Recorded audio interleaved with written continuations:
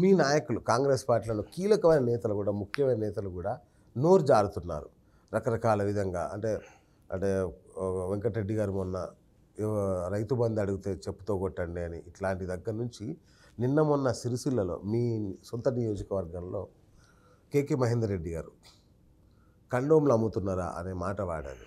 ఇప్పుడు వెంకటరెడ్డి గారు సరే వాళ్ళు సీనియర్ నాయకులు, సరే ఏ కాంటెక్స్ట్ అన్నారో ఎట్లా అన్నారో దాన్ని ఆపాదించి చేసారు. సరే వీలైనంత వరకు సీనియర్ నాయకులు కొంచెం ఆచితూచి మాట్లాడితేనే బెటర్ అని చెప్పి నేను అనుకుంటున్నా. సరే అది ఏ కాంటెక్స్ట్ అన్నారో వారు అది తెలియదు నాకు. దాని ప్రచారం అయితే బాగా చేశారు. సరే ఇప్పుడు మీరన్న సిరిసిల్ల అతను ఆయన ఎమ్మెల్యే కాదు, ఏం కాదు, ఆయనకు రెస్పాన్సిబిలిటీ ఉన్నోడు కాదు.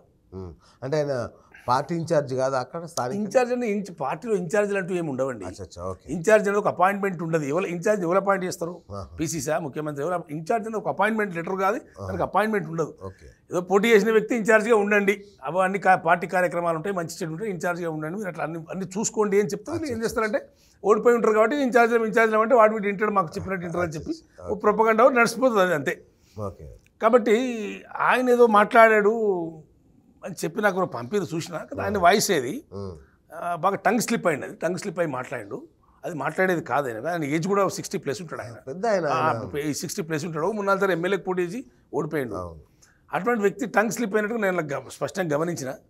అది కరెక్ట్ కాదు. ఎందుకంటే ఇప్పుడు పద్మశాలి కమ్యూనిటీ అనేది ఒకటి చెప్తాను. పద్మశాలి కమ్యూనిటీ అనేది మా సిరిసిల్లలో ముఖ్యంగా అసలు భారతదేశంలో ఒక పేరుగాంచినటువంటి చేనేత, ఒక గొప్ప చేనేత కళాకారులటువంటి సిరిసిల్ల ఎన్టీ రామారావు గారు కానివ్వండి, రాజశేఖర రెడ్డి గారు కానివ్వండి, కేసీఆర్ గారు కానివ్వండి, విద్యాసాగర్ రావు గవర్నర్ వారు కానివ్వండి, వీళ్ళందరూ కూడా పద్మశాలిలతో సిరిసిల్ల పద్మశాలను వచ్చి కలిసినటువంటి వాళ్ళే. వాళ్ళ గురించి అన్ని వేదికల మీద మాట్లాడినటువంటి వాళ్ళే, వాళ్ళ గొప్పతనం గురించి మాట్లాడిన వాళ్ళే. ఇప్పుడు నేను చెప్పిన కొంతమంది పేర్లలో వాళ్ళ సహకారంతో కేసీఆర్ 3 సార్లు ఎంపీ అయ్యాడు. కేసీఆర్ గారి కొడుకు కేటీఆర్ గారు కూడా వాళ్ళ సహకారంతో 5 సార్లు ఎమ్మెల్యే అయ్యాడు. అంటే వాళ్ళకి గౌరవం ఉంది అక్కడ. వాళ్ళు చాలా పదవులు చేసినారు. ఎమ్మెల్యే పదవి వాళ్ళకి రాకపోవచ్చు అక్కడ, కానీ వాళ్ళు చాలా పదవులు చేసినారు. అక్కడ సిరిసిల్ల పుట్టిన పరిస్థితి కూడా వాళ్ళే సర్పంచులుగా, మున్సిపల్ చైర్మన్లుగా, వైస్ చైర్మన్లుగా సిరిసిల్ల అభివృద్ధికి చాలా తోడ్పడ్డారు. వాళ్ళు ఎక్కడ సిరిసిల్ల పేరు చెడగొట్టలేదు. సిరిసిల్ల పేరు ఎక్కడ ఎవరికైనా చెప్తే సిరిసిల్ల అంటే పద్మశాలి భారతదేశంలో గొప్ప గొప్ప వాళ్ళు అగ్గిపెట్టలో చీర నేసేది మా సిరిసిల్ల. అంత గొప్ప దాని నుంచి వచ్చినటువంటి వాళ్ళు. అందులో రాజకీయ నాయకులు ఉన్నారు, వాళ్ళు కూడా మంచి వ్యాపారస్తున్నారు, బ్రహ్మాండంగా చదువుకున్న విద్యావంతులు ఉన్నారు, ఉద్యోగాలు చేసే వాళ్ళు ఉన్నారు, రకరకాల వాళ్ళు గరీబ్ వాళ్ళు కూడా ఉన్నారు, కష్టపడి బతికే చెమటపడి గరీబ్ వాళ్ళు కూడా ఉన్నారు. అయితే వాళ్ళని ఉద్దేశించి చేసినట్టుగా ఇది ఒక ప్రకటన వచ్చింది. అయితే సరే ఇప్పుడు మేమేం కోరుకున్నారో వాళ్ళు చాలా సీరియస్గానే ఉన్నారు, వాళ్ళు వెరీ సీరియస్. అయితే కాంగ్రెస్ పార్టీ నేను కోరుకునేది, కాంగ్రెస్ పార్టీ వాళ్ళని ఎప్పుడు కూడా అగౌరవపరచలే.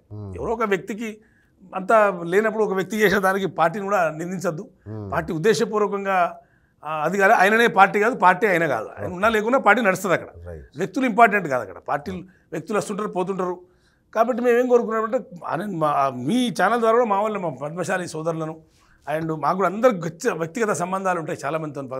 నా క్లాస్మేట్స్ మేము ఎక్కడి నుండి చదువుకున్నాం కాబట్టి చాలా గొప్ప చరిత్ర ఉంటుంది. వాళ్ళని మెచ్చుకొని రాజకీయ నాయకులు లేరండి, వాళ్ళతో సంబంధాలు పెట్టుకొని రాజకీయ నాయకులు. ఎన్టీ రామారావు కూడా, రాజశేఖర రెడ్డి గారు కూడా అసలు చాలా గొప్ప. కేసీఆర్ గారు చాలాసార్లు వాళ్ళ దగ్గర పోయినారు ఆయన ఎంపీగా ఉన్నప్పుడు. సార్ ఆయన ఉద్యమ నాయకులుగా ఉన్నప్పుడు కూడా వాళ్ళు సహకరించారు, చూసి 50 లక్షలు ఇచ్చేసి వాళ్ళు సహకరించారు. అంత గొప్పగా తెలంగాణ ఉద్యమం కోసం కూడా నిలబడ్డారు. అందులో కూడా చాలా గొప్ప వ్యక్తులు ఉన్నారు. వాళ్ళని ఇక్కడ మేము చాలామంది నొచ్చుకున్నాం. అది కరెక్ట్ కాదు, ఆ పర్సన్ కూడా అట్లా మాట్లాడడం కరెక్ట్ కాదు. ఇక్కడ ఆయన ఏజ్ సరిపోదు. అది ఆయన ఇప్పుడు ఆయన 2-3 సార్లు 4 సార్లు ఎమ్మెల్యే పోటీ చేసి ఓడిపోయింది అక్కడ. సరే ఇప్పుడు ఏదో ఇన్ఛార్జ్ అని తిరుగుతా ఉన్నాడు, ఏదో కార్యక్రమం నడవనండి. ఓకే, ఆయన తెలంగాణ ఉద్యమకారుని అని చెప్పుకుంటాడు, లాయర్ అని చెప్తాడు ఆయన. అంత ఒకటండి, ఇప్పుడు తెలంగాణ రాష్ట్రం కోసం రోడ్డు మీదకి వచ్చి కొట్లాడిన ప్రతి ఒక్కటి ఉద్యమకారుడే అండి. తెలంగాణ ఉద్యమకారుడు స్పెషల్ అది ఉంటుందా? నేను అడగదు. ఇప్పుడు తెలంగాణ ఉద్యమకారు కోదండరామ్ గారిని మనం స్పెసిఫిక్గా తీసుకుంటాం. కోదండరామ్ గారిని ఎమ్మెల్సీ కూడా కొట్టారు. తెలంగాణ ఉద్యమకారు ప్రతి ఒక్క రోడ్ ఎక్కి కొట్లాడినాడు. ప్రతి ఒక్కరు తెలంగాణ వాది. వాడు మహారాష్ట్ర వాది ఉంటాడా, వాడు కర్ణాటక వాది ఉంటాడా? తెలంగాణలో పుట్టినవాడు, తెలంగాణ సంఘం కొట్లాడినవాడు ప్రతి ఒక్కరు తెలంగాణ వాదే. తెలంగాణ వాది స్పెషల్ ఎక్కడ ఉంటుంది? ఇక్కడ మేము కూడా తెలంగాణ కోసం కొట్లాడినాం. నేను తెలంగాణ వాదిని కదా, అందరు తెలంగాణ వాదులు. తెలంగాణ వాది స్పెషాలిటీ ఏముంది ఇక్కడ? తెలంగాణ ఉద్యమ సంస్థ పెట్టిండా ఆయన? ఏమన్నా ఎప్పుడైనా జైలుకు పోయిండా? ఎన్ని కేసులు ఆయన మీద నేను అడగదలుచుకున్నా. ఆయన జైలుకు పోయిండా? చాలామంది మీడియా కూడా తెలియక ఏదో తెలంగాణ వాది ఏం తెలంగాణ వాది అండి? ప్రతి ఒక్కరు తెలంగాణ వాదే. ఆయన టీఆర్ఎస్ పార్టీలో పనిచేసిన కార్యకర్త, టీఆర్ఎస్ పార్టీలో పనిచేసిండు.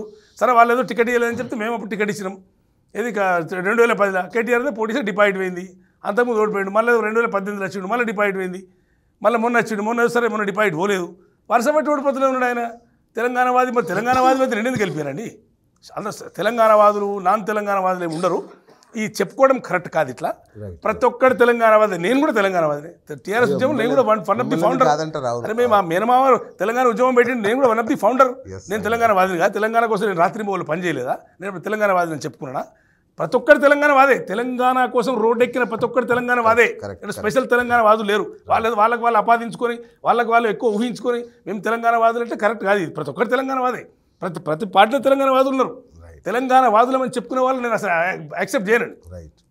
తెలంగాణ వాళ్ళు మీరు పార్టీలు పెట్టినరా, సంస్థలు పెట్టినరా, జైలుకు పోయినరా, ఉద్యమాలు నడిపినరా, ఏంటి? ఓ రాజకీయ పార్టీలో పనిచేసినావు, ఓ రాజకీయ పార్టీలో పనిచేసిన టికెట్ అయిపోతే అలిగిపోయి బదనాం చేసుకుంటే కథ నడిపిస్తున్నావు, అంతే తప్ప తెలంగాణవాది అంటే మేము కాదా తెలంగాణవాదం? చెప్పండి. అట్లా కాదు. అటువంటి వ్యక్తుల వల్ల కాంగ్రెస్ పార్టీకి నష్టం లేదు, లాభం లేదు.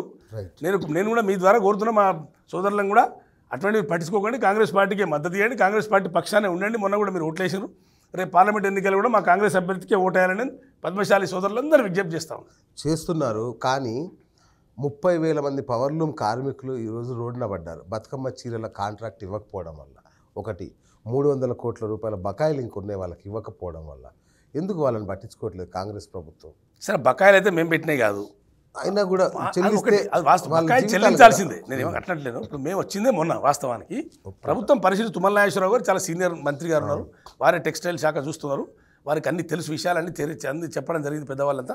మా వేములవాడ శాసనసభ్యులు ఆది శ్రీనివాస్ గారు కూడా ఉన్నారు, ఆయన చాలా సీనియర్ నాయకుడు, తను కూడా అన్ని విషయాలు చెప్తున్నాడు. బతుకమ్మ చీరలు మేము ఆర్డర్లు ఇవ్వలేదు, మేము ప్రభుత్వం ప్రకటించలేదు, రెండు బకాయిలు ఇవ్వమని చెప్పలేదు. మేము ఆ ప్రతిపాదన ఉంది, తీసుకుపోయినారు, వాళ్ళు దాన్ని పరిశీలిస్తున్నారు. తప్పకుండా మా ఆది శ్రీనివాస్ గారు అక్కడ ఉన్నారు, వారు మాట్లాడి తప్పకుండా బకాయిలు ఇప్పించడం జరుగుతుంది. బతుకమ్మ చీరలకు కూడా ఆర్డర్లు ఇచ్చే విషయం కూడా వాళ్ళు తీవ్రంగా పరిశీలిస్తారు. ఫిబ్రవరిలోనే ఇవ్వాలి ఆర్డర్, అంటే ఇస్తారు. ఇప్పుడు రావాలి. ఇప్పుడు ఇది ఎన్నికల సమయం ఒకటి వచ్చింది, మేము మొన్ననే ప్రభుత్వం వచ్చింది, ఇంకా 2 రోజులు అయితే మళ్ళీ ఎన్నికల నోటిఫికేషన్ అంటారు. మరి నోటిఫికేషన్ వచ్చింది, దానికి సంబంధం ఉండదు, రెగ్యులర్ కంటిన్యూషన్ ప్రాసెస్ కాబట్టి ప్రభుత్వం ఆలోచన చేస్తుంది. మా తుమ్మల నాగేశ్వరరావు గారు ఉన్నారు, మా శ్రీనివాస్ గారు, వాళ్ళంతా కలిసి కూర్చొని మాట్లాడతారు. మేము కూడా ఒకసారి చెప్పాము, బతుకమ్మ చీరలు ఆర్డర్ ఇవ్వమని మేము ప్రకటించలేదు ప్రభుత్వం. వాళ్ళు అన్ని ప్రచారాలు చేసుకుంటా బతుకమ్మ చీరలు ఇవన్నీ వీళ్ళు ప్రతిపక్షాలు చేస్తున్నారు. కానీ మేము కూడా మంచి నేతన్నలతో మంచి సన్నిహిత సంబంధాలు కొనసాగిస్తుంది కాంగ్రెస్ పార్టీ. ప్రభుత్వం వాళ్ళకి అండగా ఉంటాం, తప్పకుండా కాంగ్రెస్ పార్టీని వాళ్ళు దీవించాలి, కాంగ్రెస్ పార్టీకి అండగా ఉండాలని చెప్పి నేను వాళ్ళకు కూడా నేను కోరుతా ఉన్నా. రైట్. మొన్న అంటే ఈ కార్మికుల ఆందోళన వల్ల చివరికి ముఖ్యమంత్రి సభ కూడా వాయిదా పడే పరిస్థితి, ముఖ్యమంత్రి పర్యటన కూడా క్యాన్సిల్ అయిన పరిస్థితి. అంటే ఒకటి నాకు డీటెయిల్గా తెలియదు అది, కాకపోతే వీళ్ళు ఏదో ధర్నా చేస్తాం, ముఖ్యమంత్రి గారు వస్తే ధర్నా చేస్తాం, ముఖ్యమంత్రి అడ్డుకుంటే డెఫినెట్గా ఏదో అన్ని కార్యక్రమాలు చేసినది. మరి ఇంటెలిజెన్స్ ఉంటుంది కదా, ఆ ఇంటెలిజెన్స్ నిఘా విభాగం ద్వారానే మరి పోయిందని అంటున్నారు, నాకే కరెక్ట్ తెలియదు. కాబట్టి మరి ఏదో ముఖ్యమంత్రి పర్యటన దాని మీద రద్దు అయిందని అంటున్నారు తప్ప నాకంత పర్ఫెక్ట్గా తెలియదు. ఓకే. ఎందుకంటే వాళ్ళు ధర్నా ఇస్తామని ఒక రోజు ప్రకటించిన ముందు ప్రకటించారు ఖచ్చితంగా కావచ్చు. మరి నాకు అసలు ముఖ్యమంత్రి గారు పర్యటన కూడా నాకు అంత పెద్దగా తెలియదు. అది ముఖ్యమంత్రి గారు వస్తుందని చెప్పి మా వాళ్ళు చెప్తే మేము ఆడ అటెండ్ కావడానికి మేము రెడీ అయినాము. కాకపోతే ముఖ్యమంత్రి గారు షెడ్యూల్ ప్రోగ్రామ్ కూడా ఏందో నాకు తెలియదు. మరి మళ్ళీ ఎందుకు క్యాన్సిల్ అయిందో కూడా తెలియదు. ఇదేదో ప్రచారం చేస్తున్నారు కానీ మరి నాకు అంత పక్కా తెలియదు. ఎందుకంటే ఆ ముఖ్యమంత్రి గారి పర్యటనకు ఒక విశేషం ఉంది. ప్రభుత్వం ఏర్పడిన తర్వాత మొట్టమొదటిసారిగా వేములవాడ రాజన్నకి ప్రభుత్వం తరఫున లాంఛనాలు ఆయన ఇవ్వాలనేది ఆయన ప్రోగ్రామ్, యాక్చువల్ ప్రోగ్రామ్. అంటే ప్రభుత్వ లాంఛన పట్టువస్త్రాలు అదే రోజు శివరాత్రి రోజే పట్టువస్త్రాలు ఇస్తారని నాకు తెలుసు. ఎగ్జాక్ట్లీ అదే ఈ రోజు వచ్చేది ముఖ్యమంత్రి గారు 7th కదా, ఇవాళ 7th, రేపు సమర్పించాలి. రేపు సమర్పించాలని ఆయన ఉండే. కాకపోతే మరి అక్కడ సభ కూడా ఒకటి ఏర్పాటు చేసినాడు అన్నారు. ఎగ్జాక్ట్లీ. మరి అది ఏ పర్పస్లో రద్దయిందో నాకు అంత వివరాలు తెలియదు, అది మా ఆది శ్రీనివాస్ గారికి తెలుసు ఆ విషయం. కానీ అంటే ఎందుకు అంటున్నానంటే మరి ఈయన మీద చర్యలు ఉంటాయా? కేకే మహేందర్ రెడ్డి గారి మీద ఆయన అంత చర్యలు తీసుకునేంత పెద్ద నాయకుడు కాదండి. ఆయన చర్యలు తీసుకున్నా ఒకటే, తీసుకోకుండా ఒకటి, పెద్ద ఫరక్ పడేది ఉంది. కానీ అంటే కార్మికుల మనోభావాలు దెబ్బతిన్నాయి. వాళ్ళకి మేము క్షమాపణ కోరుతున్నాం. కార్మికులను దయచేసి మన్నించాలి. చెప్పట్లేదు ఆయన చెప్పకపోతే దాని చర్య ఉంటుంది. అతను ఎందుకంటే వాళ్ళ దగ్గరికి ఆయన పోయే అవకాశం ఉండదు. కాబట్టి మేము మన్నించాలని కోరుతున్నాం. ఎందుకంటే వాళ్ళని అగౌరవపరిచినాక మాకు రాజకీయంగా ఎంతో ఊతం ఇచ్చి రాజకీయంగా ఎంతో నిలబెట్టినటువంటి వాళ్ళను మేము అట్లా మాట్లాడితే మాకు అది పద్ధతి కాదు. మేము కూడా క్షమించాలి, మీరు మమ్మల్ని మన్నించాలని చెప్పి నేను కోరుకుంటున్నా. కాంగ్రెస్ పార్టీ పక్షాన నాకు అభ్యంతరం లేదు. ఎందుకంటే మా పార్టీ బదనం కావద్దు. వ్యక్తులు వస్తుంటారు, పోతున్నారు, వ్యక్తులంతా లెక్క కాదు. ఇప్పుడు అతను క్షమాపణ చెప్పకుండా ఆయన పట్టించుకుంటూ లేడు, ఆయన పెద్ద అయ్యేది లేదు, పోయేది లేదు. దాని గురించి నేను పెద్ద పట్టించుకోను. కాకపోతే మేము మాత్రం వాళ్ళని కోరుకునేది ఏంటంటే మేము ఉద్దేశపూర్వకంగా కాంగ్రెస్ పార్టీ చేయదు అట్లా. కాంగ్రెస్ పార్టీకి ఇట్లా మాట్లాడే వాళ్ళకి సంబంధం లేదు, వాళ్ళ వ్యక్తిగత విషయం అది. వాళ్ళు ఎందుకు మాట్లాడినరో, వాళ్ళ నేచర్ ఏందో, వాళ్ళ నైజం ఏందో అది వాళ్ళతో మీరు తెలుసుకోవాలి. వాళ్ళు మీరు ముందుకు వచ్చినప్పుడు మీరు శిక్షించండి. కానీ మేము అట్లా కాదు, మేము మర్యాదగానే ఉన్నాం. మేమంతా కాంగ్రెస్ పార్టీ అయితే మర్యాదగానే ఉంది. కాంగ్రెస్ పార్టీతో మాకు సంబంధాలు మంచిగా ఉన్నాయి. దయచేసి మాకు మీరు రేపు సహకరించాలని చెప్పి నేను మళ్ళీ మీ ద్వారా కోరుతున్నాం మా సోదరులందరినీ కూడా, చేనేత సోదరులందరినీ కూడా. రైట్. సో మీరు ఆ ఏరియా నాయకులు కాబట్టి, ఆ ప్రాంత వాసి కాబట్టి మీ స్పందన వాళ్ళు స్వీకరిస్తారని అనుకుంటున్నారు. డెఫినెట్లీ మాకు మా ప్రాంతం అక్కడ మేము ఉన్నాం, చేసినాం, చదువుకున్నాం కాబట్టి అక్కడ వాళ్ళు నిన్న మొన్న వాళ్ళు నేను కూడా కొంతమంది ఫోన్లు చేసాడు, చాలా మనోభావాలు దెబ్బతిన్నాయి, బాధపడ్డారు. ఇక్కడ అది ఆయనే మాట్లాడినట్టు ఆయనే వాయిసే ఉంది. ఆయన కూడా విత్డ్రా చేసుకున్నాడంటే ఆయన మాట్లాడితే విత్డ్రా చేసుకుంటాడు కదా, ఆయన మాట్లాడి ఉంది కాబట్టి విత్డ్రా చేసుకుంటే సరే అంతటికి వదిలేయాలి దాన్ని. దాని పెద్ద చేయవలసిన అవసరం కూడా లేదు. క్షమాపణ చెప్పిండు, ఆయన విత్డ్రా చేసుకున్నా అన్నాడు. విత్డ్రా చేసుకున్నా అన్నప్పుడు దాన్ని మన్నించాలని చెప్పి నేను అందరినీ కోరుతాను.